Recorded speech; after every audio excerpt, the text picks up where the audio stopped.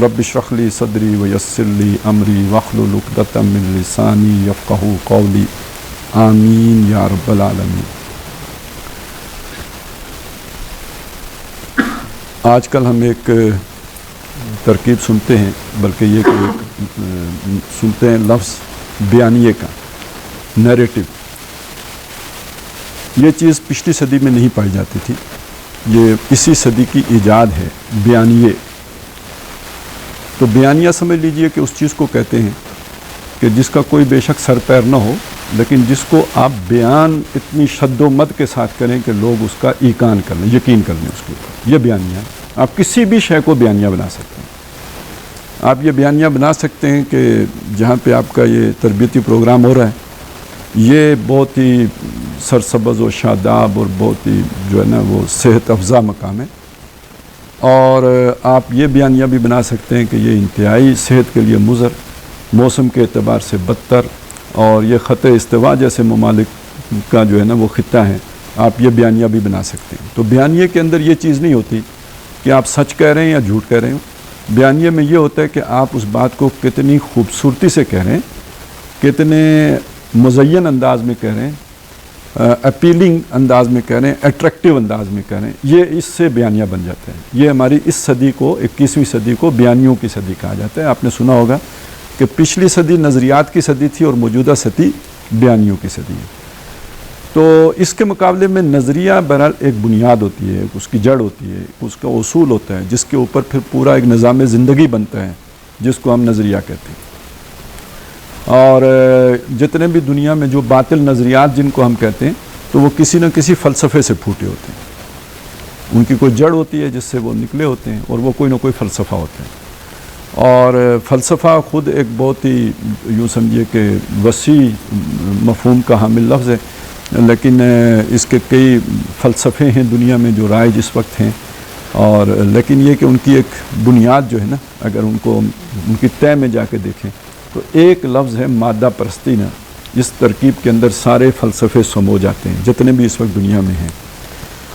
لیکن اس بات کو سمجھنے کے لیے میں چاہتا ہوں کہ کچھ پہلو قرآن مجید کے بھی حوالے سے اور خود ہمارے اپنے تجربات کے حوالے سے آپ کے سامنے آ جائیں، تاکہ یہ بات اچھی طرح آپ کے ذہن میں راسخ ہو جائے کہ اس وقت جو دنیا میں مختلف فلسفے ہیں یا جو مختلف نظریات ہیں جنہیں ہم باطل نظریات کہتے ہیں، وہ کیوں کہتے ہیں، اس کا سبب کیوں ہے کہ ہم انہیں باطل نظریہ کہتے ہیں۔ نہیں تو دنیا کی عظیم ترین اکثریت مسلمانوں سمیت انہیں باطل نہیں کہتی ہے، بلکہ زندگی انہی عقائد، انہی نظریات کے مطابق استوار ہے۔ پوری دنیا اسی رخ پہ چل رہی ہے جن نظریات کو ہم باطل نظریات کہتے ہیں۔ لہذا ذرا اسے گہرائی میں سمجھنے کی ضرورت ہوگی۔ تو یہ سمجھنے کے لیے میں نے یہ بورڈ کا استعمال کرنا ہے، تھوڑا سا آپ نے میرا ساتھ دینا ہے۔ تو ایک لفظ میں لکھ رہا ہوں جسے ہم کہتے ہیں جی علم۔ علم یعنی معلومات کے منظم، جو بھی ایک معلومات کو جب ہم منظم کر لیتے ہیں تو اسے علم کہتے ہیں۔ علم کے بہت سے شعبے ہیں، لیکن یہاں پہ ہم ایک خاص اعتبار سے علم کی تقسیم کر رہے ہیں، اور وہ ذرا آپ ذہن میں رکھ لیجئے۔ کو ادھر کر لیتے ہیں، یہاں پہ لے لیجئے۔ میں کہتا ہوں اسے علم بالحواس۔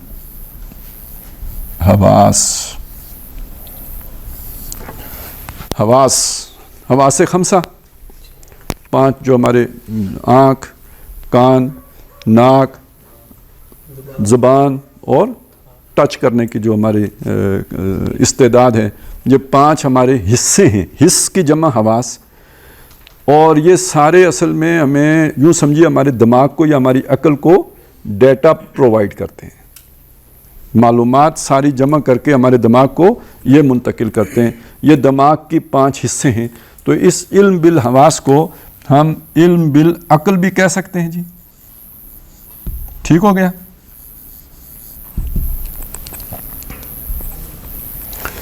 اچھا، یہ جو ڈیٹا ہمیں پرووائڈ کرتے ہیں، یہ سارا کا سارا کیا ہوتا ہے؟ یہ اشیاء کے بارے میں ہوتا ہے۔ جتنی بھی معلومات ہمیں ملتی ہیں یہ چیزوں کے بارے میں ہوتی ہیں، تو ہم اسے علم بالاشیاء بھی کہہ سکتے ہیں۔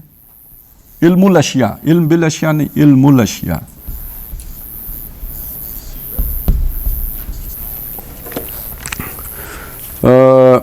اب دیکھیے یہ میں نے کہا علم بالحواس، علم بالعقل، علم الاشیاء، یہ فرق ہو گیا. کیا فرق ہوا کہ یہ علم حاصل عقل سے ہوتا ہے یا حواس سے ہوتا ہے، لیکن جس شے کا علم حاصل ہوتا ہے اسے اشیاء کا علم کہتے ہیں. اور اب آپ اگر اس کو اس اعتبار سے دیکھیں کہ آج جسے ہم سائنس کا علم کہتے ہیں وہ سارے کا سارا ہمارے انہی حواس کی معلومات پر بیس کرتے ہیں. یعنی اب ہم جسے علم الاشیاء کہیں گے اسے علم سائنس بھی کہہ سکتے ہیں.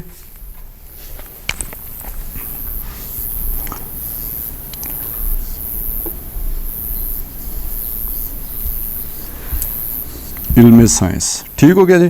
اچھا یہ وہ علم ہے کہ جس کے بارے میں قرآن مجید سورہ بقرہ 4 رکوع میں یہ کہتا ہے کہ وہ آدم کو جب اللہ تعالیٰ نے خلافت دی نا، وَإِذْ قَالَ رَبُّكَ إِنِّي جَاعِلٌ فِي الْأَرْضِ خلیفہ، تو میں زمین میں خلیفہ بنانے والا ہوں.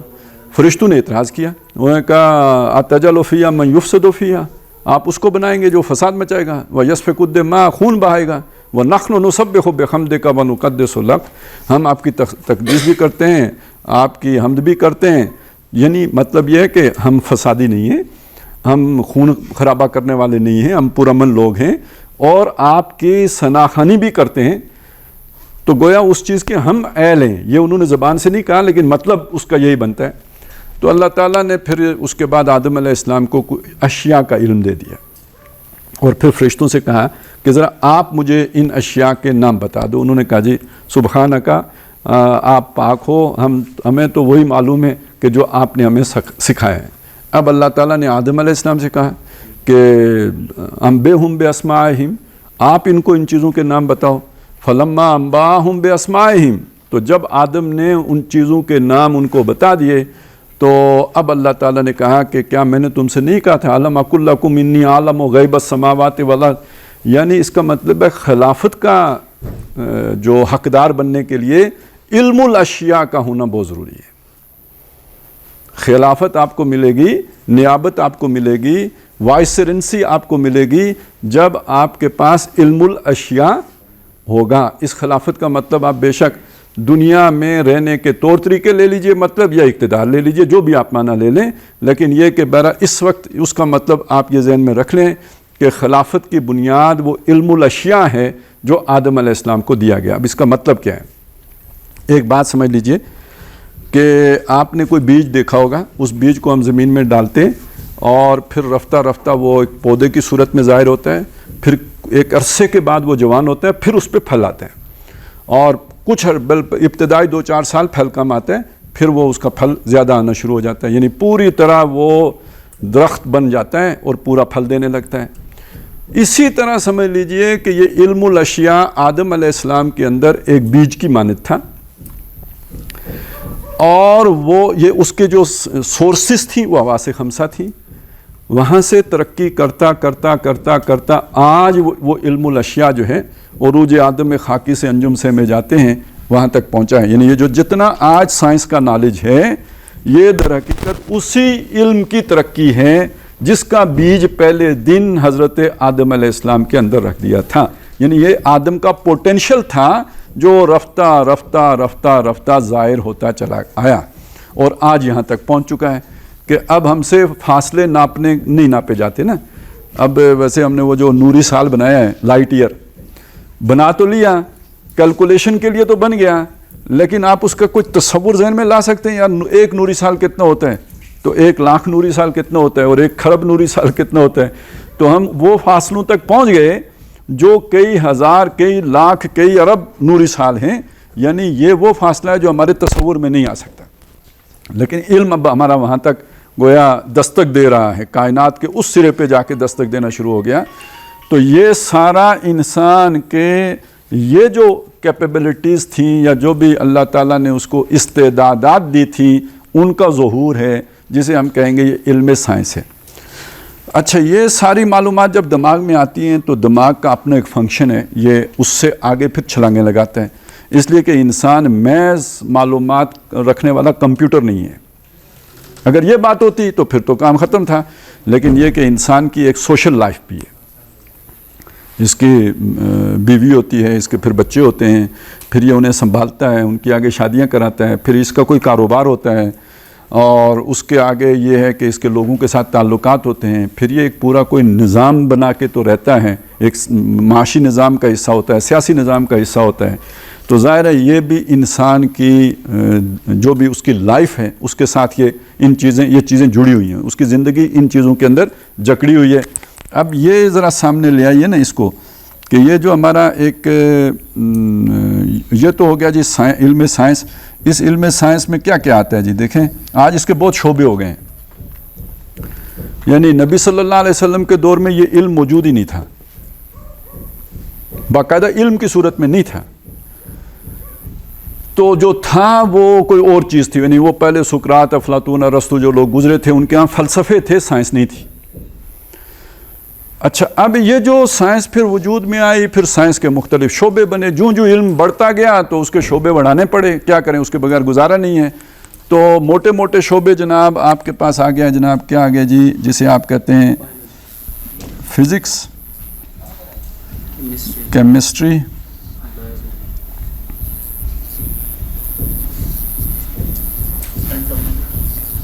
اب اس میں ان کے پھر آگے اور بہت سے شعبے ہو گئے ہیں، ہر ایک کے جو ہے نا وہ کئی شعبے بن گئے ہیں. تو لیکن یہ سارا اس کو کہتے ہیں ہم جی نیچرل سائنسز. ٹھیک ہے جی، یہ نیچرل سائنسز ہیں ساری. اس نیچرل سائنسز کے مقابلے میں اب ہمارے پاس دوسرا علم آ جاتا ہے جس کو میں نے کہا نا کہ اس کا ایک معاشی نظام ہے، سیاسی نظام. اس کو ہم کہتے ہیں سوشل سائنسز.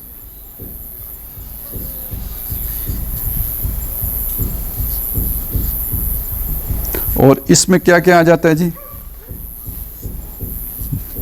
اس میں آپ کا ایک تو آ گیا جی سیاسی نظام، معاشی نظام، معاشرتی نظام، باقی بھی بہت کچھ ہے. اچھا یہ جو نفسیات ہے نا، ایک زمانے میں یہ نفسیات ادھر ہوتی تھی، یعنی اس کو باقاعدہ سائنس نہیں مانا گیا تھا، لیکن اب نفسیات کو بھی ادھر ڈال لیا گیا ہے کہ اس کو ایک باقاعدہ سائنس مان لیا گیا ہے. تو کچھ چیزیں جو ہیں وہ ادھر ادھر ان میں درمیان میں بھی آتی ہیں. وہ آپ نے بشریات اور ہیومنٹیز ساری جتنی ہیں نا وہ اس کھاتے میں آ جائیں گی، ان کو سوشل سائنسز میں رکھ لیجئے. اچھا یہ جتنی بھی سوشل سائنسز ہوتی ہیں ان کا تعلق بہرحال اس علم سائنس کے ساتھ جڑا ہوتا ہے، کیونکہ اس میدان کے جتنے بھی نظریات ہوتے ہیں ان کی بنیاد یہ چیز بنتی ہے، یعنی اس سے یہ علیحدہ نہیں ہوتے. اچھا اب میں آپ کے سامنے یہ بات رکھنا چاہتا ہوں کہ یہ جتنے بھی علوم ہیں ان کو ہم مادی علوم بھی کہتے ہیں. ٹھیک ہے نا، یعنی یہ مادے سے بحث کر رہے ہوتے ہیں سارے کے سارے. یعنی فزکس کس چیز کی؟ ٹھیک ہے، میٹر کی. اچھا یہ کیمسٹری کس چیز کی؟ اسی کی مختلف شکلوں کی کیمسٹری معلوم کرنی ہے. اور جو اس میں حیات یعنی زندہ چیزیں ہیں ان کی ہم نے وہ حیاتیاتی حقیقت معلوم کرنی ہے، وہ بیالوجی سے متعلق ہے. اب وہ علیحدہ بات ہے کہ اس کی پھر کتنی شاخیں بن جائیں گی، پتے ہیں تو جڑیں ہیں تو آدمی ہے تو اس کے جناب گردے ہیں تو دماغ ہے، تو یہ علیحدہ علیحدہ شعبے بنتے چلے جائیں گے. لیکن یہ کہ بہرحال یہ بنیاد سارے کی ساری کس چیز پر ہے؟ مادے پر ہے. یہ ہو گیا جناب جڑ اور بنیاد. کیا شاہ بن گئی؟ جڑ اور بنیاد. مادہ ہے، انسان کا علم ہے سارا، لیکن فوکس کس پہ ہے؟ مادے پر. مادے پر فوکس ہو کے پھر اگلی بات جتنے بھی آپ کے نظریات نکلیں گے نا وہ سارے اسی مادہ، جڑ بنیاد مادہ ہیں. اب آج کے انسان کے بارے میں یہ اگر تصور ہے کہ یہ حیوان ہے نا، پہلے بھی یہی تھا ویسے. اچھا پہلے یہ تصور کیا تھا جی؟ انسان حیوان ہے، مگر کون سا حیوان ہے؟ ناطق حیوان ہے، ناطق ہے، بولنے والا حیوان ہے. کچھ عرصے کے بعد پتہ چلا یہ سماجی حیوان ہے، یعنی باقی حیوان آپس میں میل جول نہیں رکھتے، تو یہ اس کی ایک سوشل لائف بھی ہے، یہ سماجی حیوان ہے، باقی حیوانوں سے یہ چیز اسے ممتاز کر دیتی ہے. پھر رفتہ رفتہ اسے معاشی حیوان بھی اب ماننا شروع ہو گئی دنیا. تو تھوڑے عرصے میں سیاسی حیوان بھی مان لیں گے، لیکن ابھی تک معاشی حیوان تک بات پہنچ گئی ہے. ویسے بعض لوگ سیاسی حیوان بھی ہوتے ہیں کہ جب وہ دیکھتے ہیں نا اپنا کوئی ایشو تو پھر وہ رشتے ناطے عرشہ بھول جاتے ہیں، بالکل جیسے حیوان ہوتا ہے تو اسی طرح وہ سیاسی فائدے پر ہر شے قربان کرنے کے لیے، ملک، وطن، عزت، آبرو، ہر شے بیچنے کے لیے تیار ہو جاتے ہیں۔ آج کل آپ ڈرامے دیکھ رہے ہیں، تو یہ عوانیت کی قسم ہے نا، کہ جو آپ اصل میں عوان کسے کہتے ہیں؟ کتا ہے، اسے بھوک لگی، اسے نہیں پتا کیا مسئلہ ہے، لیکن اس کے اندر ایک بے قراری ہے، وہ گھومے گا، بھاگے گا، سونگے گا، جہاں اسے کھانے کو ملے گا کھائے گا، اس کے بعد اسے وہ حص اس کی مر گئی، اب اس کے اندر کوئی ایکٹیویٹی نہیں رہے گی، کم از کم رزق کی تلاش کی، وہ ختم ہو گئی، غیر شعوری کام تھا۔ تو یہ اس کی بھوک نے اسے موٹیویٹ کیا یا اسے حرکت دی، دھکا دیا، جس نے جا کے اس سے کوئی ایکٹیویٹی کرائی اور وہ کھا کے آ کے پھر لیٹ گیا۔ اسی طرح اس کو ایک مخصوص بو آئی، جب اس کی مادہ ایک خاص کیفیت میں ہوئی اور اسے وہ بو اس کے نتنوں سے ٹکرائی، اس کے اندر ایک جبلت جو ہے نا وہ موٹیویٹ ہوئی، اور اس کے بعد وہ کتوں کی لائن لگ گئی اس مادہ کے پیچھے۔ یہ ساری ایکٹیویٹی اس شعور کا فیصلہ نہیں ہے۔ تو جب کوئی شخص، یعنی کوئی فرد سے مطلب یہاں انسان نہیں ہے، کسی بھی اسپیشی کا کوئی بھی فرد، جب اس کے اندر کوئی بھی ایکٹیویٹی اس کی جبلت کی وجہ سے اسے حرکت دیتی ہے، تو وہ ایک حیوانی جذبہ ہے۔ تو وہ تمام لوگ جن کو ساری موٹیویشن حیوانی جذبوں سے مل رہی ہو، تو وہ ایک حیوانی ہوتے ہیں۔ تو کسی کی موٹیویشن جو ہے وہ سماجی ایکٹیویٹی بنتی ہے، کسی کی معاشی ایکٹیویٹی بنتی ہے، تو کسی کی سیاسی ایکٹیویٹی بھی بنتی ہے۔ اس لیے اسے سیاسی عوان ہم کہہ سکتے ہیں کہ جس کا سارا سوچنا بیٹھنا جس ایکسس پہ گھوم رہا ہو، وہ جو ہے وہ اس کی سیاسی جبلت ہو، نہ کہ کوئی سیاسی شعور یا سیاسی ادراک ہو۔ تو بہرحال اس کی جو بنیاد بنی وہ کیا بنا جی؟ مادہ بنا۔ اس کو بس یہاں پہ ہم پہنچ گئے تو بس یہاں رک جائیے، میں ذرا دوسری طرف سے بھی اب آنا چاہتا ہوں۔ یہ سورہ چوتھا رکوع ہے جس کا میں نے حوالہ دیا، اس کا اختتام ایک اور علم پر ہوتا ہے۔ وہ پتہ ہے اس کے بعد کیا ہوا؟ آدم علیہ السلام نے وہ دانہ کھا لیا، ماوا دونوں کو نکال دیا، اللہ نے فرمایا قُلْنَا اهْبِطُوا مِنْهَا بَعْضُكُمْ لِبَعْضٍ عَدُوٌّ، اب یہاں سے نکل جاؤ ایک دوسرے کے دشمن ہوتے ہوئے۔ اور پھر آگے جا کے فرمایا کہ فَإِمَّا يَأْتِيَنَّكُم مِّنِّي هُدًى، جب تمہارے پاس میری طرف سے آئے ہدایت، تو اب یہ ہدن کیا ہے؟ یہ بھی تو علم ہے نا، ٹھیک ہے، یہ بھی علم ہے۔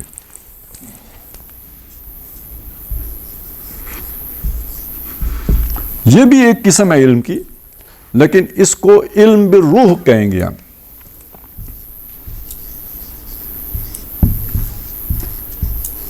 اسے آپ علم بالقلب بھی کہہ سکتے ہیں،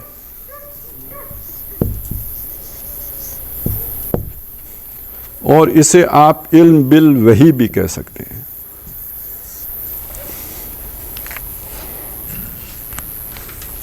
یہ وحی جبریل لے کے آتے ہیں، وہی ہدایت ہے، وہی روح ہے، اور وہی قلب ہے، یعنی وہ دل پہ اترتی ہے نا۔ فَإِنَّهُ نَزَّلَهُ عَلَىٰ قَلْبِكَ، اے نبی صلی اللہ علیہ وسلم، اس جبریل نے اس کو لا کے آپ کے دل پر اتارا ہے۔ اس کا مطلب ہے اس کا تعلق کانوں سے نہیں ہوتا، اس کا تعلق ان آنکھوں سے نہیں ہوتا، اس کا تعلق اس عقل سے نہیں ہوتا، اس کا تعلق دل سے ہوتا ہے۔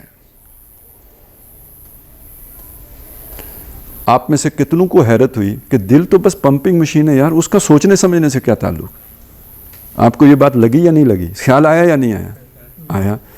تو بھائی آپ اس سے باہر نہیں نکلے ہو۔ ٹکراؤ سمجھ میں آیا یا نہیں آیا؟ آپ کو آج تک نہیں پتا تھا کہ آپ اس فلسفے کے قائل ہو چکے ہو۔ اگر آپ کا اس چیز پہ یقین کامل ہے کہ یہ اللہ کا کلام ہے، تو اس نے صاف بتایا ہے کہ یہ چیز بھی سوچتی ہے، اس نے صاف بتایا ہے کہ یہ شے اس چیز کے اوپر نازل ہوتی ہے۔ بات سمجھ میں آئی میری؟ تو یہ اب آپ کو اندازہ ہوا کہ یہ فلسفہ کتنا گہرا اترا ہوا ہے۔ ہمارا دعویٰ تو یہ ہے کہ ہم اللہ کو مانتے ہیں، آخرت کو مانتے ہیں، وحی کو مانتے ہیں، لیکن یہ کہ کچھ نہ کچھ اثر ہمارے اوپر اس کا بھی ہوا ہے۔ میں زیادہ تفصیل میں نہیں جا سکتا کہ حقیقت انسان کیا ہے، لیکن یہ آپ سمجھ لیجئے کہ انسان کے دل کے اندر ایک اور فیکلٹی بھی ہے جسے روح کی فیکلٹی کہتے ہیں، جس کا براہ راست اللہ تعالیٰ کے ساتھ تعلق ہوتا ہے۔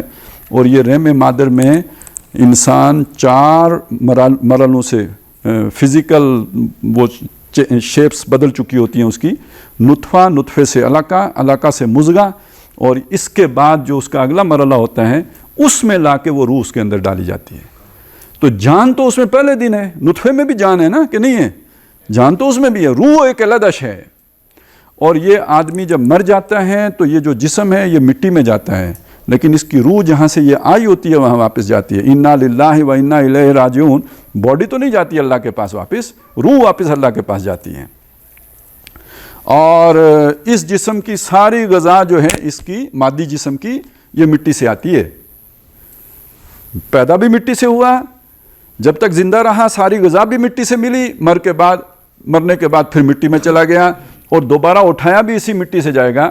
وَمِنْهَا خَلَقْنَاكُمْ وَفِيهَا نُعِيدُكُمْ وَمِنْهَا نُخْرِجُكُمْ تَارَةً أُخْرَى. وہ جو روح ہے وہ اللہ کے پاس سے آئی ہے, مرنے کے بعد واپس بھی اللہ کے پاس جاتی ہے. اس کی غذا کہاں سے آئے گی؟ اللہ کے پاس سے. موسیقی روح کی غذا نہیں ہے, قرآن مجید روح کی غذا ہے. ٹھیک ہو گیا جی.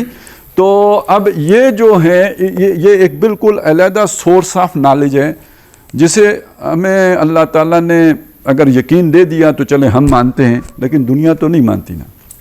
اور ہم جو مسلمان مانتے ہیں تو ابھی میں نے آپ کے سامنے ایک جھلک دکھائی ہے نا کہ ہم بھی کتنے شعوری طور پر مانتے ہیں. سمجھ آ گئی میری بات کی؟ تو دنیا میں اس وقت جو چیز چھائی ہوئی ہے وہ یہ شے ہے. اب اس نے انسان کا کیا تعارف کرایا میں آپ کے سامنے رکھ دیتا ہوں. اس دور کے ایک تو ہمارے پیغمبر ہیں نا, آدم علیہ السلام سے لے کے محمد رسول اللہ تک صلی اللہ علیہ وسلم, جسے ہم ماڈرن ایج کہتے ہیں, اس کے علیحدہ پیغمبر ہیں. پہلا پیغمبر ہے ڈارون.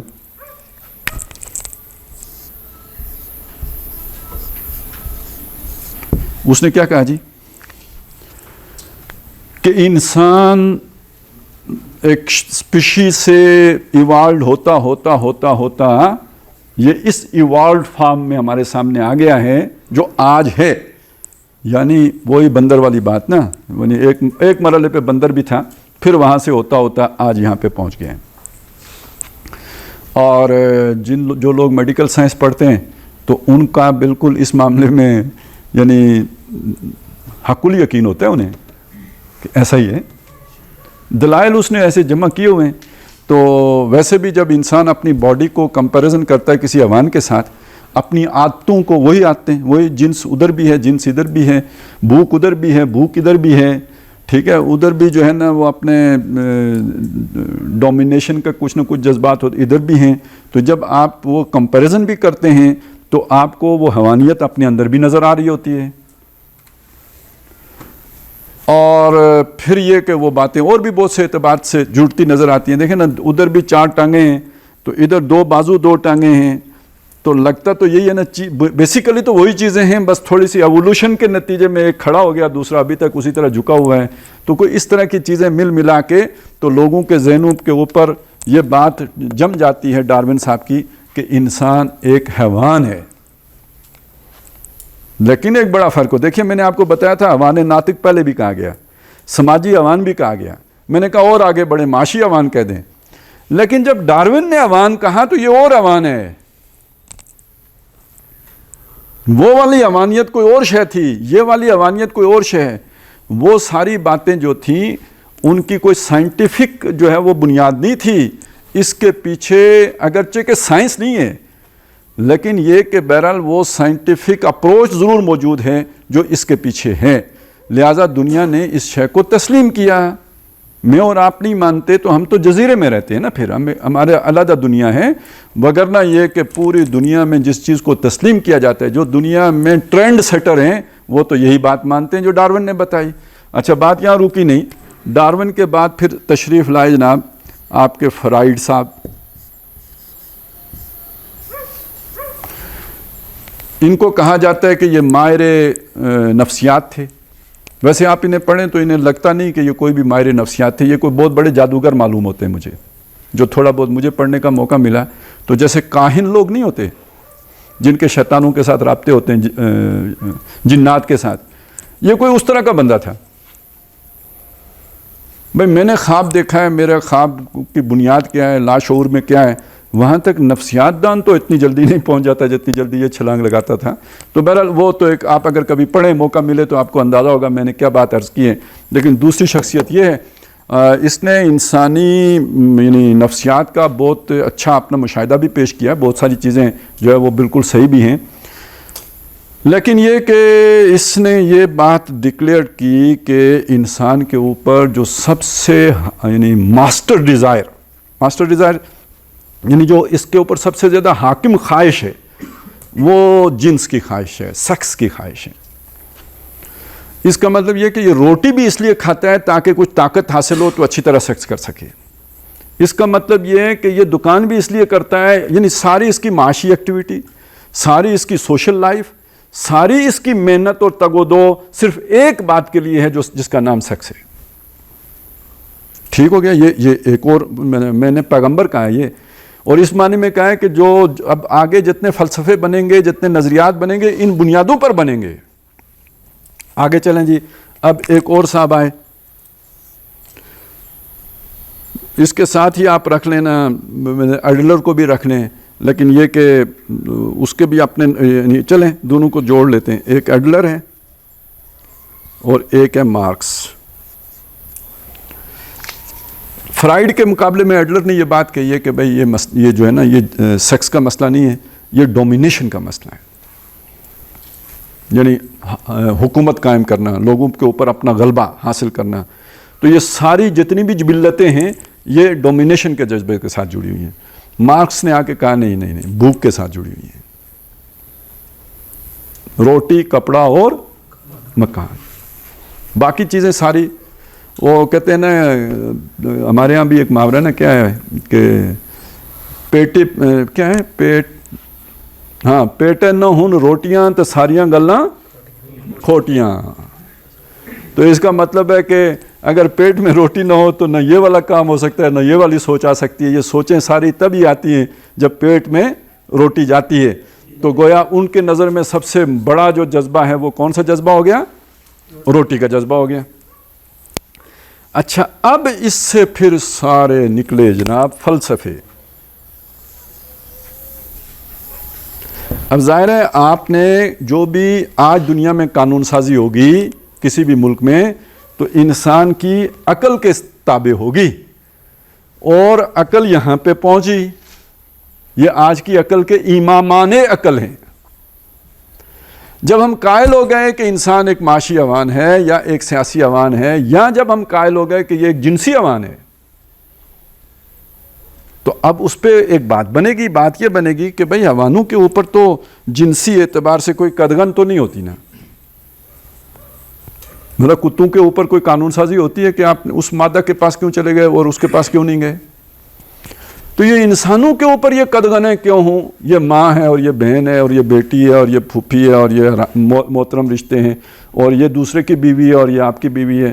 نہیں، یہ تو اصل میں پرانے دور کے روایت پرست لوگوں کا، اور یہ جو مذہب کے وہ ٹھیکیدار بنے ہوئے تھے، یہ ساری ان کی خرافات ہیں۔ ماڈرنزم کا تقاضا یہ ہے کہ آپ یہ سارے خناس اپنے دماغوں سے نکال دیں، اور بابر بعیش کوش کے عالم دوبارہ نیست، کہ بابر صاحب عیاشی کریں کہ کوئی دوبارہ پوچھ گچھ نہیں ہونی کہ آپ نے کدھر منہ مارا ہے، آپ عیاشی مارو۔ یعنی اس کو میں اگر مختصراً کہوں تو اس کا نتیجہ نکلا جناب سیکس فری سوسائٹی۔ آپ نے یہ سنا ہوگا، اور آپ نے یہ بھی سنا ہوگا کہ مسلمانوں کے اندر چونکہ بڑی ریجیڈیٹی ہے، لہذا مسلمانوں کی سوشل انجینئرنگ کرنے کی ضرورت ہے، اس لیے کہ یہ اس چیز کی طرف بڑھنے کے لیے تیار نہیں ہیں۔ یہ دنیا سے کٹ گئے ہیں، دنیا آگے نکل گئی ہے، یہ پیچھے رہ گئے ہیں، بیکورڈ ہیں ذہنی طور پر۔ تو ان کو ماڈرنائز کرنا ہے۔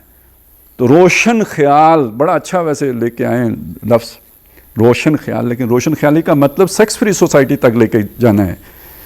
ایک اور پروگرام آیا تھا سوشل انجینئرنگ پروگرام۔ تو سوشل انجینئرنگ پروگرام کیا ہے؟ یہی چیز ہے۔ ٹھیک ہو گیا؟ تو میں نے صرف آپ کے سامنے ایک چیز رکھی ہے کہ جب آپ ان میں سے کسی کو مان لیتے ہیں تو پھر پورا اپنا سوشل سٹرکچر اس کے مطابق بناتے ہیں۔ یہ جو آج دنیا میں اس طرح کی قانون سازیاں ہوتی ہیں کہ وہ جو LGBT والے ہیں، ٹھیک ہے، ہم جنس پرستی ہے، اس کے لیے قانون سازی ہو رہی ہے۔ یہ جو born without any wedlock, ٹھیک ہے، we are not married but living together, live together, ये जो सारा चक्कर है इसके पीछे इमाम फराइड साहब का सारा फलसफा है। आपने अगर ये मान लिया तो वो सारा कुछ आपको मानना पड़ेगा।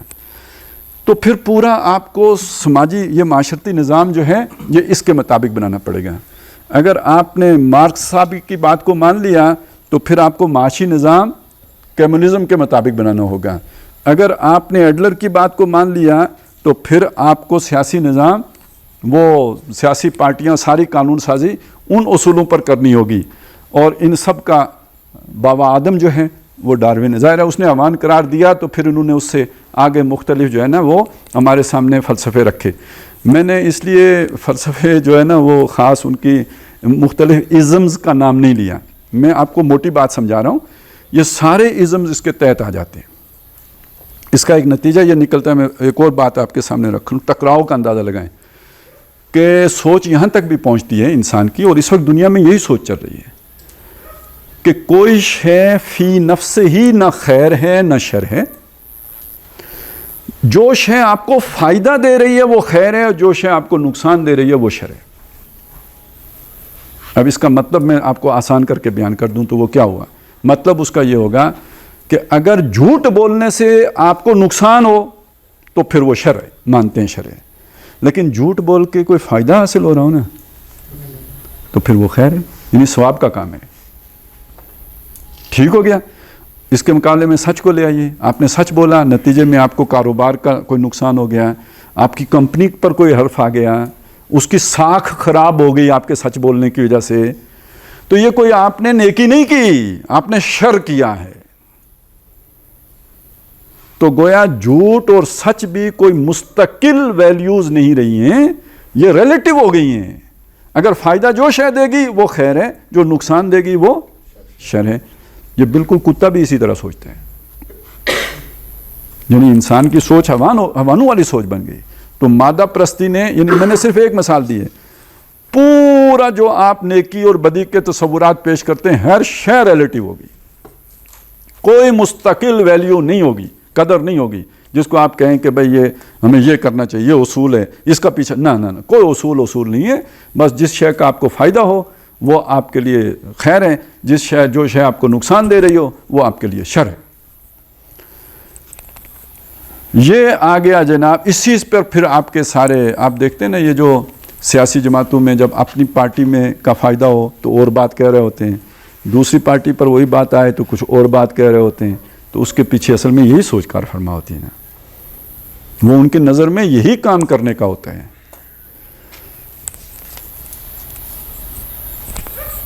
अब आ जाएं, ज़रा इधर आ जाएं। इल्म बिल वही, इसकी भी कुछ अक़साम है, पहले वो भी समझ लें। एक को मैं कहूँगा जनाब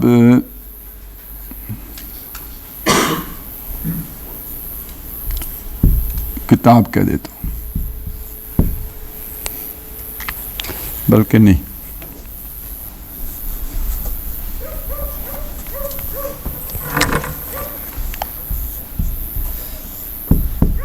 अंबिया, नबी होते हैं, इंसान होते हैं, बट चूजन वन, इसको अल्लाह ने चुन लिया होता है, यानी अपनी उस स्पेशल नॉलेज को देने के लिए। ये वो नॉलेज है जो हमारे इन हवास की गिरफ्त में नहीं आ सकता। जो नॉलेज इस रास्ते से आता है वो इधर इन हवास की गिरफ्त में नहीं आ सकता। और इसको हम क्या कहते हैं, इल्म, ईमान कहते हैं। वैसे आप यहाँ ईमान की जगह इल्म का लफ्ज़ ले आएँ, इसे कहते हैं इल्म बिल गैब। गैब उस शय को कहते हैं जो हमारे हवास की गिरफ्त में नहीं आती। जो हवास की गिरफ्त में नहीं आती वो गैब है। तो उस गैब को मानना जो हमें दिखाई नहीं देती, जो हमें सुनाई नहीं देती, जिसको हम छू नहीं सकते, हम चख नहीं सकते, जिसको हम सूंघ नहीं सकते, उसको मानना, तो ये तो बड़ा मुश्किल काम हो गया या नहीं हो गया। खूगरे पैकरे महसूस थी इंसान की नज़र, फिर कोई अनदेखे खुदा को मानता क्यों कर। तो जितना साइंस का इल्म आगे बढ़ता चला जाएगा, गैब पर ईमान उतना ही मुश्किल होता जाएगा। यानी पहले वक्तों में आप देखें ना, ये जो हिंदुओं के देवता थे, ये भी तो इल्म बिल गैब ही था ना। ये जितने भी मुशरिकाना ओहम प्रस्तियाँ थी, सारा गैब ही की बातें थी ना। یعنی اس کے لیے کوئی علمی بنیاد نہیں تھی، انہوں نے اس کو سب کو اختیار کر لیا۔ اب جب سائنس آئی تو اس نے کہا علم تو صرف وہ ہوتا ہے جو حواس کی گرفت میں آتا ہے، جو اس کے سوا ہے وہ علم نہیں ہوتا۔ بڑی مہربانی کی سائنسدانوں نے، ویسے وہ بھی شریف لوگ ہیں، انہوں نے یہ کہا کہ ہم یہ بھی نہیں کہتے کہ یہ شے نہیں ہے، کیونکہ سائنٹیفکلی پرووڈ نہیں ہے کہ نہیں ہے۔ نہیں سمجھ آئی؟ مثلا اللہ تعالیٰ ہے یا فرشتہ ہے، چلیں فرشتے کی ذات ہے، ہم سائنسی طور پر نہیں ثابت کر سکتے کہ فرشتہ ہے، چلیں ہم یہ بھی نہیں کہتے کہ نہیں ہے، کیوں کہ ہم سائنسی طور پر یہ بھی نہیں ثابت کر سکتے کہ نہیں ہے، لہذا پتہ نہیں ہے کہ نہیں ہے۔ اب آپ سوچئے اس کا نتیجہ کیا نکلا؟ نہیں نتیجہ نکلا نا، ہمیں اسے غرض ہی نہیں ہے، ہمارے علم میں نہیں ہے کہ نہیں ہے۔ ٹھیک ہو گیا؟ تو جن چیزوں کو ہم کہتے ہیں کہ جو ہمارے حواس کی گرفت میں نہیں آ سکتی، یعنی ہماری عقل میں نہیں سما سکتی، ان پر ہم اس علم کی بنیاد پر یقین رکھتے ہیں۔ اس کو کہتے ہیں ایمان، اس کو کہتے ہیں علم بالغیب۔ تو علم بالغیب در حقیقت سائنس کی ضد ہے، اس کا متضاد ہے۔ سائنٹیفکلی پرووڈ چیز کو علم بالغیب نہیں کہیں گے، وہ علم بالشہادہ ہے، وہ تو سامنے چیز ہے۔ اللہ آ کے سامنے کھڑا ہو جائے تو وہ غیب تو نہیں رہا، تو پھر علم بالغیب کدھر ہے؟ فرشتہ آپ کے سامنے آیا، اچھا میرا اور آپ کا ایمان فرشتے پر غیب کا ہے، محمد رسول اللہ کا تو غیب کا نہیں ہے۔ ٹھیک ہو گیا نا؟ ہمارا آخرت کا ایمان غیب کا ہے، وہ معراج پہ جا کے ساری آخرت دیکھ کے آ گئے، ان کا غیب کا نہیں ہے۔ کل جب ہم مر جائیں گے اور اس کے بعد اللہ فرشتے ہمارے سامنے آ جائیں گے، اب غیب کا علم نہیں ہے، اب ہمارا تجرباتی علم ہو گیا ہے، اب وہ سائنس ہے، ہماری آنکھوں نے دیکھ لیا ہے۔ جب ہم دوزخ کو آنکھوں سے دیکھ لیں گے، جنت کو آنکھوں سے دیکھ لیں گے، اب ایمان بالغیب نہیں ہے، اب تو عین الیقین ہے۔ ٹھیک ہو گیا؟ بات سمجھ میں؟ لیکن اس دنیا میں ان حواس کے ساتھ ہم ان حقائق کو نہیں جان سکتے جو وہی آ کے ہمیں بتاتی ہے، لہذا ان کو ہم کہیں گے یہ ایمان بالغیب ہے۔ اور یہاں آ کے ہمارے اس علم کا اس کے ساتھ ایک ٹکراؤ پیدا ہو جاتا ہے۔ اچھا جب یہ ٹکراؤ پیدا ہو جاتا ہے تو اب اس میں ایک بڑی دلچسپ بات ہے، وہ پہلے سمجھ لیتے ہیں۔ میں نے ابھی سائنس ساری بات کہی، تو یہ اس علم کی جو سورس ہے وہ کون ہے؟ انبیاء ہیں۔ یہ علم اصل میں اس کا منبع کہاں سے آیا؟ یہ انبیاء تو ذریعہ ہے نا، ٹھیک ہے، اللہ کے پاس سے، تو سورس تو اللہ تعالیٰ ہے نا، وہی اس کا ذریعہ ہے۔ یہ جو سائنس کا علم ہے یہ مشاہدے پر مبنی ہے، مگر یہ کس شے کا مشاہدہ کرتی ہے؟ اشیاء کا، کائنات کا۔ یہ کائنات یا اشیاء کا خالق کون ہے؟ اللہ ہے۔ اب آپ سوچئے کہ یہ جو علم بالوحی ہے، اس کا اس سائنس کے ساتھ ذریعے کے اعتبار سے تو ٹکراؤ ہو سکتا ہے، لیکن ان کے درمیان کوئی تضاد ہو سکتا ہے کہ وہی یہ کہہ رہی ہو کہ بھائی پانی جو ہے یہ تو بنا ہے نائٹروجن سے، اور سائنس بتا رہی ہو کہ نہیں ہائیڈروجن سے بنا ہے، یہ ہو سکتا ہے؟ نہیں ہو سکتا۔ کیوں؟ یہ تو تب ممکن تھا کہ یہ وہی کسی اور کے پاس سے آئی ہوتی اور یہ کائنات کسی اور نے بنائی ہوتی۔ جب کائنات اسی نے بنائی کہ جس کے پاس سے وہی آ رہی ہے، تو سائنس میں اور وہی میں کنٹراڈکشن نہیں ہو سکتی۔ پروون فیکٹ کی بات کر رہا ہوں، یہ پروون فیکٹ نہیں ہے جو ڈارون نے چیزیں پیش کی ہیں، یہ سائنس نہیں ہے، یہ سائنس کی بنیاد پر اس کے نظریات ضرور ہیں، سائنس نہیں ہے، تھیوریز ہیں۔ اسی طرح یہ جو فرائیڈ کی بعض باتیں ہیں، یہ بھی جو ہے اس کا ایک تو اس کا مشاہدہ ہے، وہ سائنس ہو سکتا ہے، لیکن اس کے اب وہ لاشعور کے بارے میں جو بھی نظریات ہیں وہ کوئی جو ہے حتمی سائنس نہیں ہے۔ تو بہرحال اس کو اب آپ یہاں تک سمجھ لیجئے کہ بنیادی طور پر فزکس، کیمسٹری، بیولوجی، ان کا وحی کے ساتھ کوئی ٹکراؤ نہیں ہے، بلکہ جوں یہ علوم آگے بڑھ رہے ہیں وحی کی حقانیت ثابت ہی ہو رہی ہے۔ سنُرِیہِمْ آیاتنا فی الآفاق وفی انفسہم حتی یتبین لہم انہ الحق۔ پہلی بات تو یہ ہو گئی۔ اچھا اب میں وہ آپ کو یہ بتا رہا تھا کہ اسی میں اچھا یہ جو علم الانبیاء ہے، اس کو ہم کہہ سکتے ہیں یہ محفوظ بھی ہے نا، ٹھیک ہے۔ یہ جو غیر محفوظ ہے نا، یہ غیر نبیوں کا علم ہے، لیکن اس میں کیا کیا چیزیں آتی ہیں؟ خواب ہیں، القاء ہے، الہام ہے، ایک چیز اور ہوتی ہے کوئی تخدیس ہے، ہاں کشف ہے. یہ میں اس کی وضاحت کروں آپ کے سامنے یہ کیا کیا ہوتا ہے. مطلب خواب تو آپ کو پتہ ہی ہے نا، القاء کوئی بات دل میں ڈال دی گئی، الہام یہ ہے کہ کوئی خیال ڈال دیا گیا ہے. یہ ایک ہوتا ہے بات، تو ایک خیال ڈالا، اس خیال کو الفاظ پھر آپ نے دینے. اور کشف کا مطلب یہ ہوتا ہے کہ مطلب وہ میں نے کہا نا جو غیب کی چیزیں ہیں وہ کسی کو نظر آ جائے، مطلب فرشتہ کسی بندے نے دیکھ لیا تو یہ گویا کشف ہو گیا، ایک چھپی ہوئی شے اس کے سامنے ظاہر ہو گئی، پردہ ہٹ گیا اور وہ اس کے سامنے کھل گئی. الہام جو ہے قرآن مجید بھی تو الہامی کتاب ہے نا. ہاں ابھی یہ اصل میں یہ سارے ایک دوسرے کی جگہ بھی استعمال ہوتے ہیں، ٹھیک ہے نا. الہام القاء کے معنی میں بھی آ سکتا ہے، القاء الہام کے معنی میں بھی آ سکتے ہیں. سمجھے گا آپ؟ یہ ایک دوسرے کی جگہ پہ بھی استعمال ہوتے ہیں، لیکن یہاں پہ میں نے سارے اس لیے لکھ دیے کہ یہ استعمال ہوتے ہیں تو آپ کے ذہن میں آ جائیں گے. ان سب کا تعلق جو ہے غیر نبی کا ہوگا تو غیر محفوظ ہوگا. پتہ ہے کیوں ہوگا؟ اس لیے غیر محفوظ ہوگا کہ خواب انسان کو جو آتا ہے وہ اللہ کی طرف سے بھی آ سکتا ہے اور شیطان کی طرف سے بھی آ سکتا ہے. اچھا دونوں سورسز غیب کی سورسز ہیں، ہمیں جن بھی نظر نہیں آتا. اب شیطان نے میرے خواب لایا ہے یا رحمان نے لایا یہ مجھے نہیں پتہ چلے گا. القاء کا بھی یہی ہوگا، شیطان کا بھی القاء ہوتا ہے. الہام کا بھی یہی ہوگا، شیطان بھی الہام کرتا ہے. تحدیث بھی شیطان کی طرف سے بھی کوئی بات آ سکتی ہے. کشف کوئی چیز میں نے اچانک دیکھ لی تو وہ شیطان کی طرف سے بھی نظارہ ہو سکتا ہے. تو اس لیے ہم اسے کہتے ہیں غیر نبی کا جب یہ کچھ ہوگا نا تو وہ محفوظ نہیں ہے. لیکن یہی چیزیں اگر نبی کے ساتھ جڑی ہوئی ہوں گی تو وہ محفوظ ہوں گی، اس میں شیطان کا دخل نہیں ہو سکتا. کلیئر ہو گیا جی؟ اچھا اب اس کی یوں سمجھ لیجئے کہ اگر آپ اسے یہ جو ہدایت ہے یہ کچھ بنیادی سوالات کے متعلق ہمیں جواب دیتی ہے. یعنی وہی ہمیں کچھ کائنات کی حقیقت کے بارے میں بتاتی ہے. یہ بتاتی ہے کہ اس کا ایک یعنی کائنات کی حقیقت. وہی یہ بتائے گی کہ کائنات کا ایک خالق ہے، اس نے بنایا. هو الذی خلق السماوات والارض. سمجھ آئی بات کی؟ یہ وہی بتائے گی.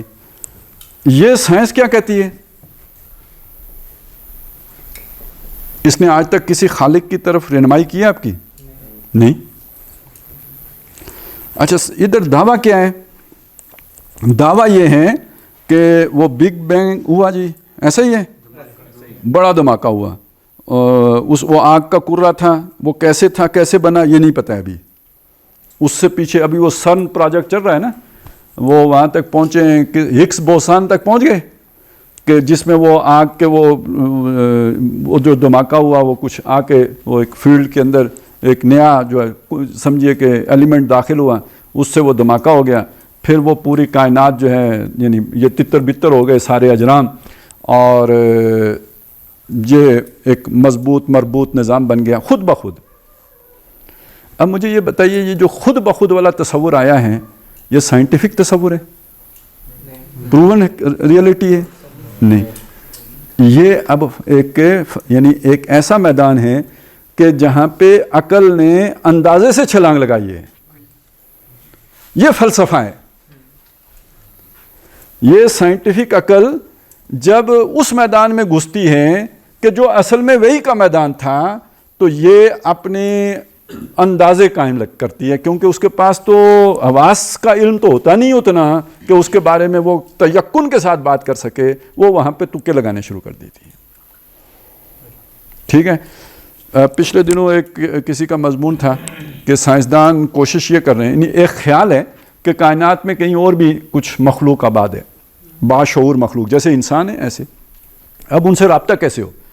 تو اس کے لیے ایک تصور یہ کیا گیا ہے کہ جناب کائنات میں بہت سے جو ہم سیارے چھوڑ رہے ہیں نا یہ خلا میں، تو وہ اس طرح کی نشانیاں دیکھیں گے تو انہیں پتہ چل جائے گا، کیونکہ وہ بھی ڈھونڈتے ہوں گے کسی کو، تو انہیں پتہ چل جائے گا کہ کوئی مخلوق زمین کہیں دنیا میں آباد ہے کائنات میں کہ جس نے یہ چیزیں چھوڑی ہیں. میں کہا یار ان گدھوں کو دیکھو کہ یہ سمجھتے ہیں کہ ان کی یہ جو چھوٹی چھوٹی سیارچیاں ہیں ان کو دیکھ کے کسی کو سمجھ آئے گی کہ کسی نے چھوڑ دیے. یہ جو وسیع و عریض کائنات کو دیکھ کر انہیں خیال نہیں آتا کہ یہ کسی نے بنائے. یہ کہتے ہیں خود بخود بن گئے. انسان ایک ایوولوشن پروسیس کے نتیجے میں خود بخود بن گیا. سائنٹیفک اصول تھے جن کے نتیجے میں یہ بن گیا. تو یہ سارے اصل میں یہ شیطنت ہے. یہ جان بوجھ کے انسانوں کو غلط رخ پہ ڈالنا ہے. یہاں پہ آ کے آپ کو وہی یہ بتائے گی کہ نہیں، یہ کائنات ایک علیم، ایک خلاق ہستی نے بنائی ہے، اور یہ ایک مضبوط مربوط نظام کے ساتھ بنی ہے. یہ با مقصد بنی ہے، بے مقصد نہیں بنی ہے.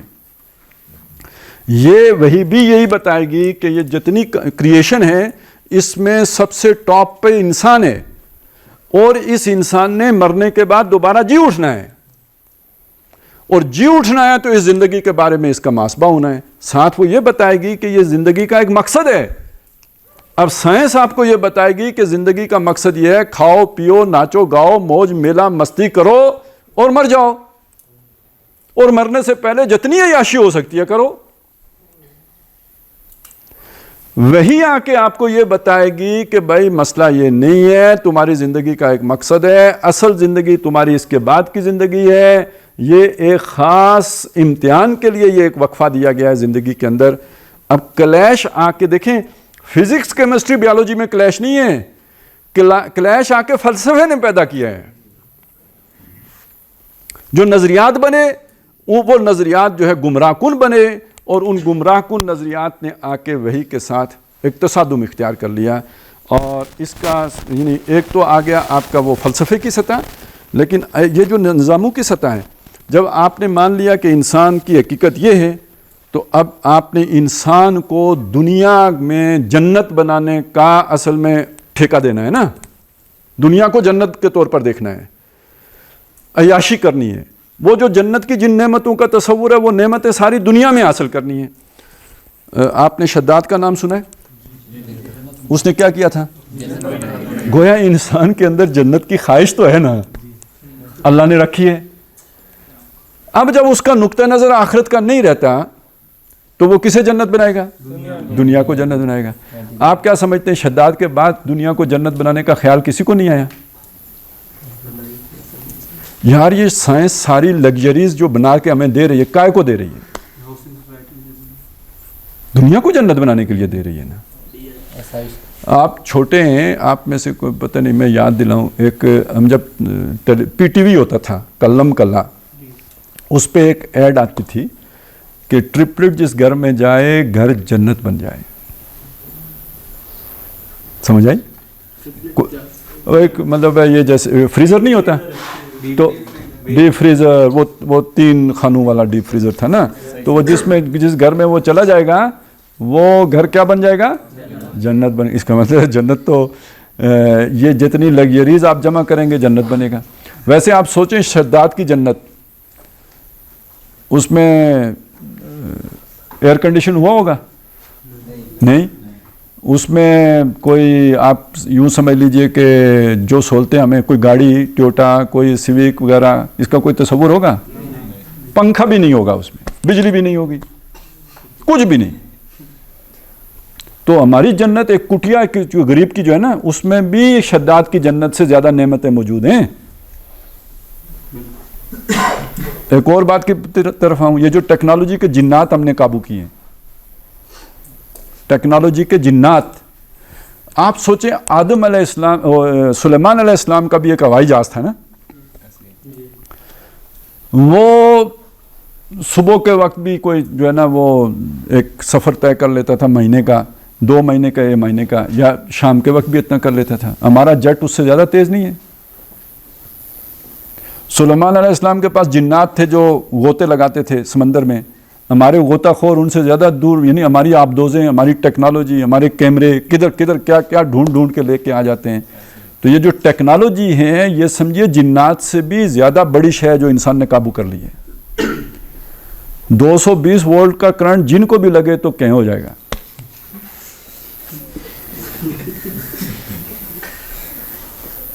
لیکن وہ تو آگ ہوتا ہے. تو ہم مٹی ہوتے ہیں، تو میں آپ کو پتھر ماروں تو کچھ نہیں ہوگا.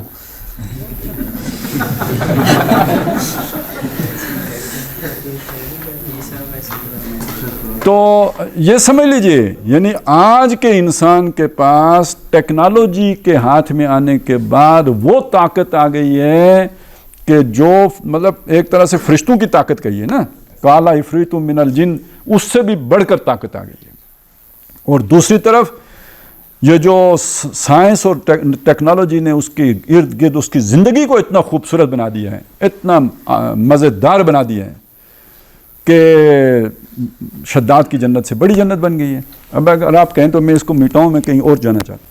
اچھا، جو حقیقتیں اس نے بتائی ہیں، سب سے پہلی حقیقت خالق کائنات کی بتائی ہے اس علم نے، ٹھیک ہے جی، ہیں اس کی اہمیت بیان کی ہے. دوسری کیا ہے جی؟ آخرت. اور تیسری انسان کی حقیقت، ٹھیک ہے. اچھا، اس نے بھی بتایا، اس نے یہ بتایا کہ خالق کائنات کو چھوڑ دو، کائنات کی بات کرو، آخرت کو چھوڑو، دنیا کی بات کرو. یہ جو انسان ہے، انسان کی اصل اس نے روح بتائی ہے، اور اس نے انسان کی اصل اس کا جسم یا مادہ. ٹھیک ہو گیا جی؟ یہ تین چیزیں آپ ذہن میں رکھ لیں. خالق کے کائنات کے مقابلے میں کائنات، یعنی اللہ تعالیٰ نے انسان کو اپنا، یعنی اللہ کو پہچاننے کی جتنی بھی صلاحیتیں اور تجسس اور کیپیبلٹیز دی تھیں، وہ انسان نے ساری فوکس کس پہ کر دی؟ کائنات پر. اور کائنات کی سٹڈی وہ کرتا ہے، دوربینیں بھی لگا کے کرتا ہے، نوری سال دیکھتا ہے کتنے فاصلے، اور خوردبینیں بھی بنا کے ایک پتا اور پتے کے اندر کی بھی پتہ نہیں کیا کیا وہ سارا کچھ ڈھونڈ کے نکالے گا. خالق کائنات کے بارے میں اتنا بھی نہیں سوچے گا یہ بنایا نظام کس نے ہے. ٹھیک ہو گیا؟ وہ جو میں نے کہا نا مادہ پرستی، تو اس کا ایک مظہر آپ کو سمجھ آ گیا. یہ سب کی سوچ یہ بن گئی ہوئی ہے. اگلی بات دیکھیے، آخرت کی زندگی وہ سائنٹیفکلی تو ثابت نہیں ہے، وہی سب سے زیادہ زور آخرت پر دے گی. اور رجحان کیا ہوگا سارے کا سارا؟ دنیا کا. اور میں نے آپ کو بتایا تھا کہ ہماری دنیا آدم علیہ السلام کی دنیا سے بہت مختلف ہے. ان کی دنیا کیا تھی؟ سادہ سی، چھوٹی سی، ہلکی سی دنیا. ہماری دنیا بڑی پیچیدہ دنیا، اور جنت دنیا، یعنی جنت کا ایک ایکس ہے جو انسان نے اپنے لیے بنا لیا دنیا کے اندر. اور اس کا ایک نتیجہ ہے کہ یہ دنیا کو جنت بنانے کے لیے جو اللہ نے سارا ٹائم دیا ہے نا، وہ سب کا سب اس پہ لگانا پڑتا ہے، اس کے بغیر تو نہیں بنتی. بلکہ اب تو صورت یہ بن گئی ہے کہ ایک اکیلا مرد اگر کمائی کرے گا تو دنیا کی جنت میں کمی رہ جائے گی. میاں بیوی دونوں مل کے اگر کمانے والے ہوں گے تو جنت زیادہ وسیع ہوگی، زیادہ سہولتوں والی ہوگی. ٹھیک ہو گیا؟ نہیں یہ سوچے ہیں معاشرے میں یا نہیں ہیں؟ اچھا، نہیں یہ ہندو ہی میں ہیں یا سکھوں میں ہی ہیں یا انگریزوں ہی میں ہیں یا ہم مسلمانوں میں بھی آ گئی ہیں؟ تو اس کا مطلب یہ ہے کہ وہ جو یہ آخرت والی جنت ہے، یہ ہم اللہ سے دعا کرتے ہیں کہ دے دے، اس کے لیے ہم کوشش کرنے کے لیے تیار نہیں ہیں. لیکن دنیا والی جنت کے لیے ہم کوشش بھی کرتے ہیں، اور اگر کچھ خدا خوفی ہو تو کوئی دعا بھی کر لیتے ہیں، ربنا آتنا فی الدنیا، اللہ دنیا ہی دے، دنیا ہی دے، اور بھی دے. اور سورہ یاسین بھی دنیا کے لیے پڑھیں گے، نماز بھی دنیا کے لیے پڑھیں گے، حج بھی دنیا کے لیے کریں گے. ٹھیک ہو گیا؟ اگلی چیز آ گئی، یہ بڑا چکر ہو گیا. یعنی میں نے آپ کو بتایا بڑے بڑے دیندار، ان کو بھی انسانی روح کا نہیں پتہ ہے، جسمانی ضرورتوں کا پتہ ہے، روح کا بالکل نہیں پتہ ہے. انسان اس روح سے بالکل غافل ہو گیا. ویسے قرآن مجید میں اللہ تعالیٰ نے ایک بات کہی ہے کہ وَلَا تَكُونُوا كَالَّذِينَ نَسُوا اللَّهَ، ان لوگوں کی طرح نہ ہو جانا جنہوں نے اللہ کو بلا دیا، خالق کائنات کو بلا دیا. تو پھر اللہ نے کیا کیا؟ فَأَنْسَاهُمْ أَنفُسَهُمْ، اللہ نے انہیں اپنے آپ سے غافل کر دیا. اب آپ اس کا کیا مطلب ہے؟ کوئی آدمی اپنے پیٹ سے غافل ہو سکتا ہے؟ نہیں ہو سکتا. اپنے جنسی جذبے سے غافل ہو سکتا ہے؟ اپنے دنیا کے تعلقات سے غافل ہو سکتا ہے؟ تو پھر کیا مطلب ہے اپنے آپ سے غافل ہونے کا؟ روح سے غافل ہونا. جب آپ روح سے غافل ہوتے ہیں تو پھر کیا ہو جاتے ہیں؟ اولئک هم الفاسقون. یہ فاسقون کیا ہوتا ہے؟ جو اپنے اس مادی وجود کے لیے کسی اصول کا پابند نہیں ہوتا، کسی ضابطے کو اپنے اوپر لاگو نہیں کرتا، عیاشی کا خوگر ہوتا ہے، جسے ہم آج کل اباحیت کہتے ہیں، لبرلزم، ہر شے جائز ہے، جو مرضی کرو، آپ کو سیٹسفیکشن حاصل ہونی چاہیے، اطمینان، جسمانی اطمینان، قلبی اطمینان کی بات نہیں ہے، جسمانی اطمینان کی بات ہے۔ اگر آپ یہ میری ساری بات سمجھ گئے ہوں تو آپ کو ایک بڑا مشکل سوال کا جواب مل جائے گا کہ کبھی کسی نے دشمن کے بچوں کو پڑھایا؟ نہیں۔ تو یہ دشمن کے بچوں کو پڑھانے کے گانے ہم کیوں ریلیز کرتے ہیں؟ دشمن کو خوش کرنا نا، یہ ایجوکیشن ہے جو ہمیں یہ پڑھاتی ہے، یہ لارڈ میکالے کا نظام تعلیم ہے جو ہمیں اس سے کاٹتا ہے، اس لیے دشمن کے بچوں کو پڑھانا ہے اتنے پیسے خرچ کر کے، تاکہ وہ وہی سے کٹ جائیں۔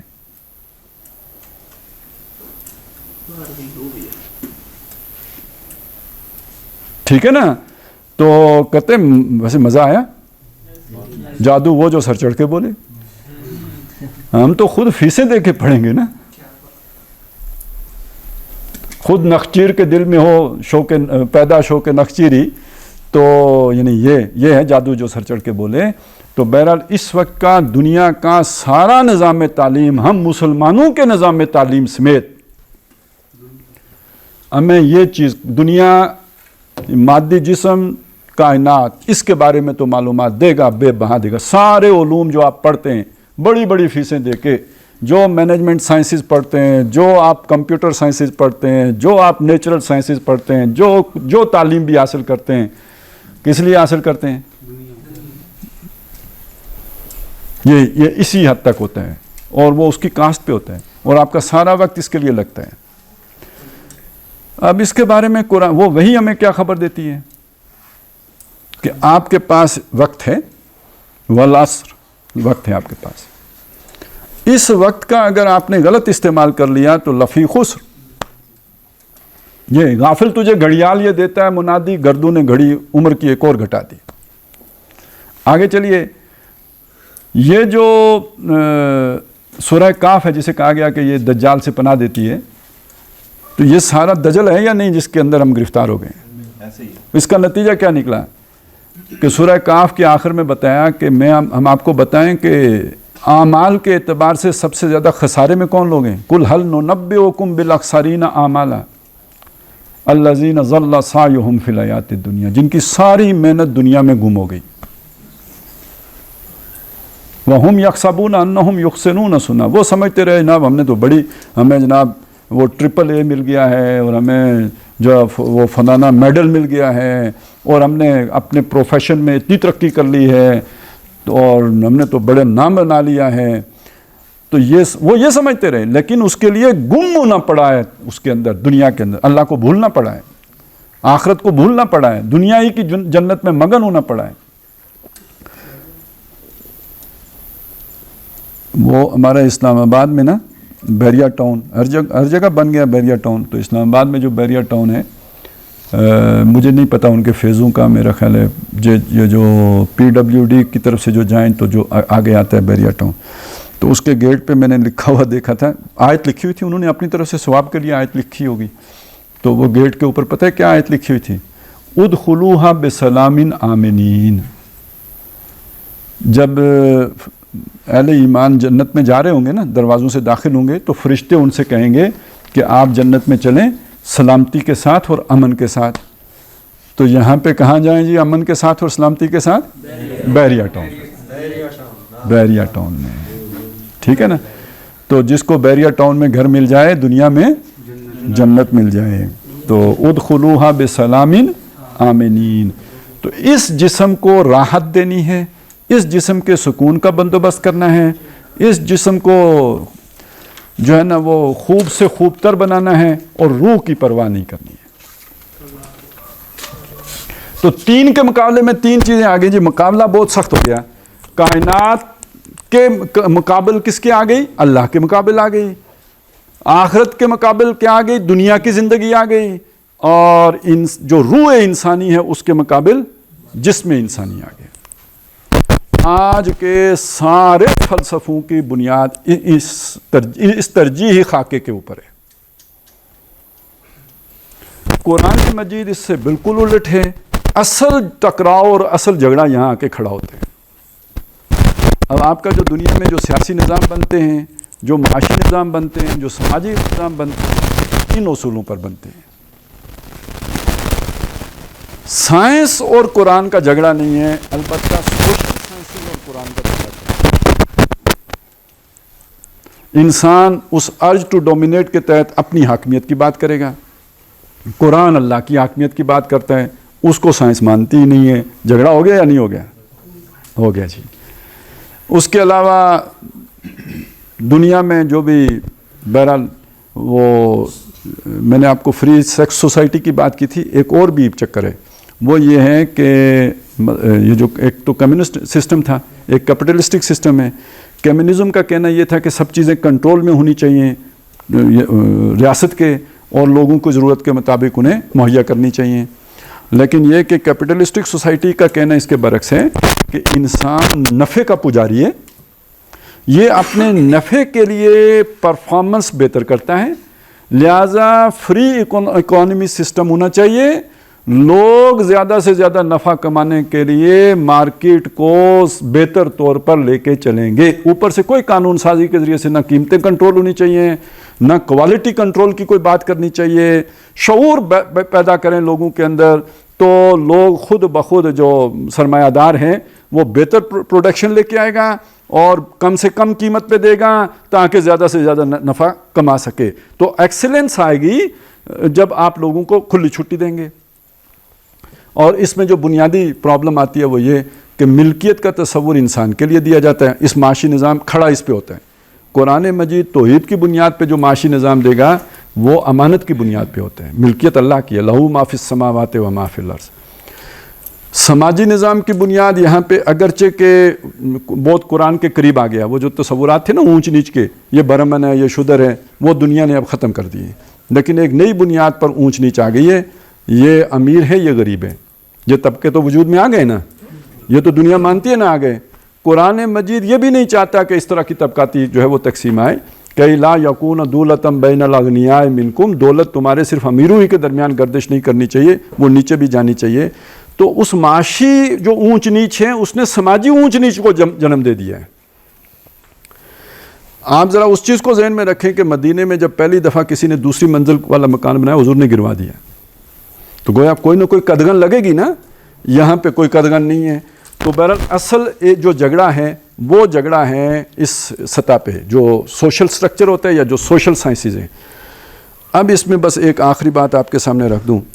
اب میں آپ کو ایک بات بتاؤں، یہ جو وحی ہے نا، وحی یہ ہمیں ہماری عقل کے مطابق رہنمائی دیتی ہے. یعنی عقل پر وحی حاکم ہے، لیکن وحی آپ کو اتنی بات بتائے گی جتنی آپ کی سمجھ میں آتی ہوگی.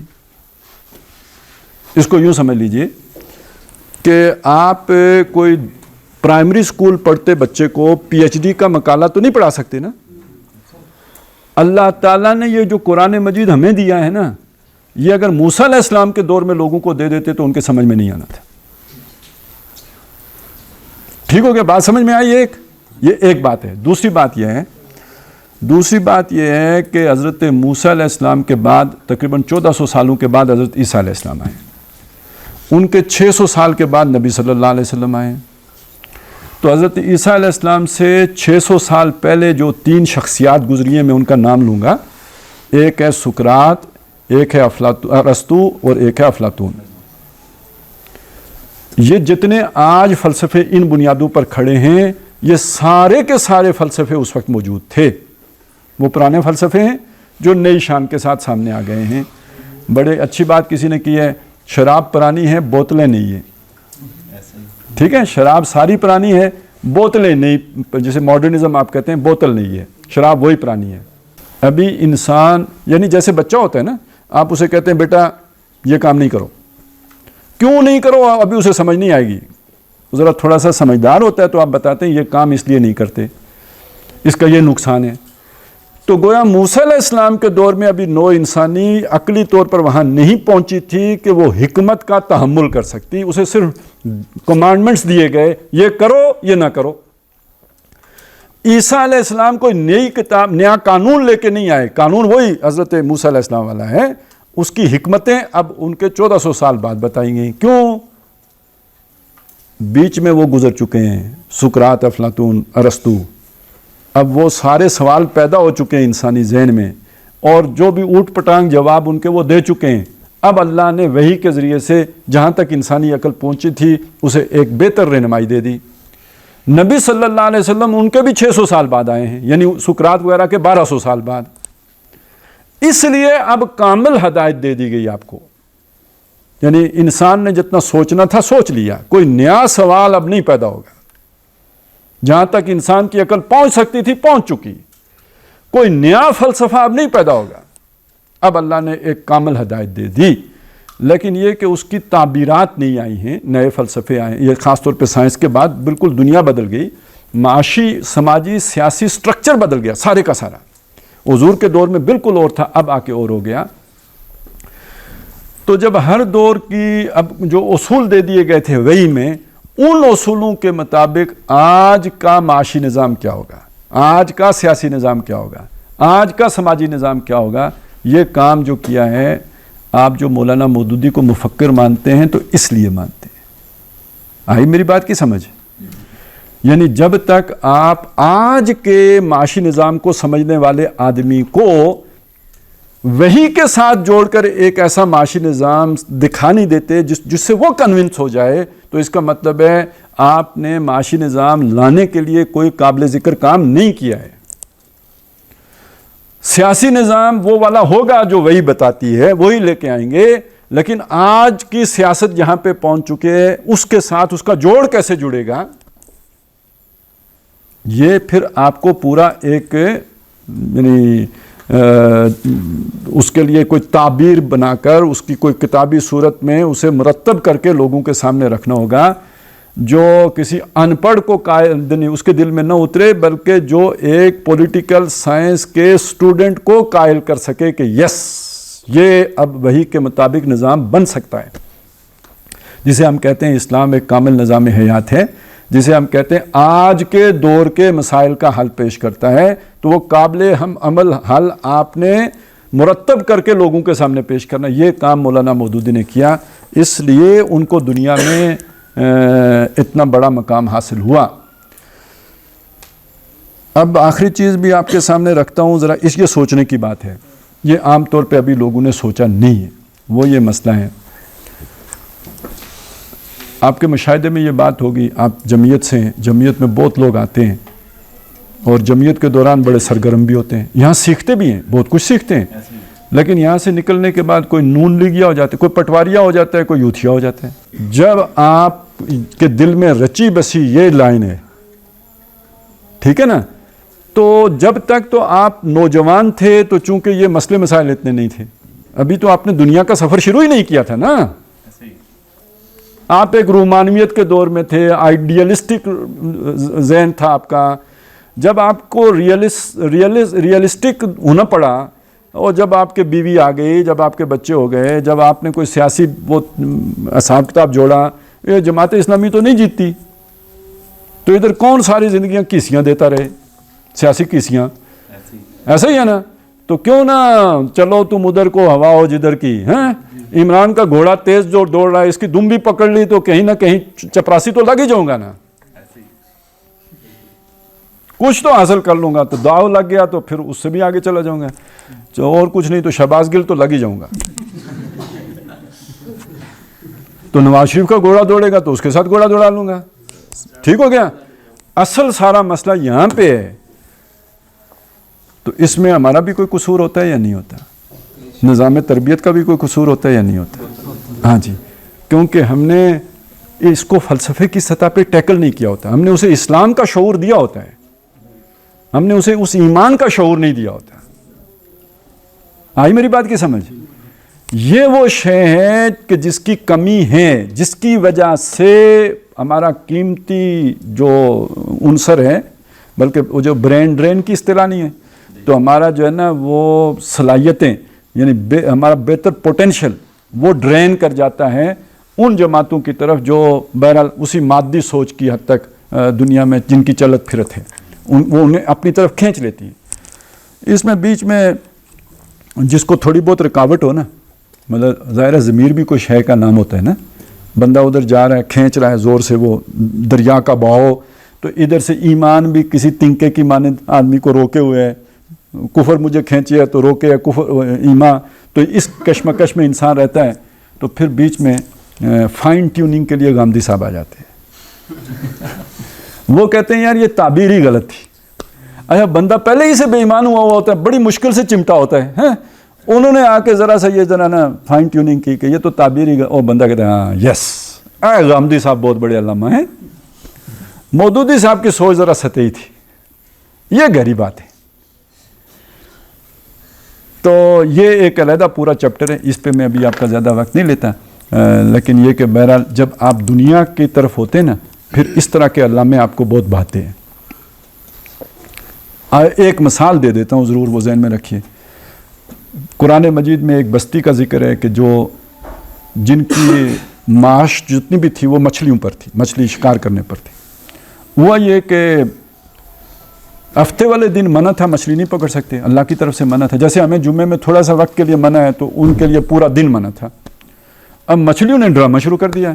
وہ ڈرامہ یہ تھا کہ وہ نہ جمعے کو آتی، نہ جمعرات کو آتی، نہ بدھ کو، نہ منگل کو، نہ پیر کو، نہ اتوار کو، وہ صرف ہفتے کے دن آتی اور آ کے اچھل کود بھی کرتے ہیں۔ اب یہ پکڑ نہیں سکتے، باقی 6 دن غائب۔ آپ سوچئے کتنے دن انہوں نے یہ نظارہ کیا ہوگا، ایمان مجھے کھینچے ہے تو روکے ہے کفر، یہ اب کیفیات تھیں۔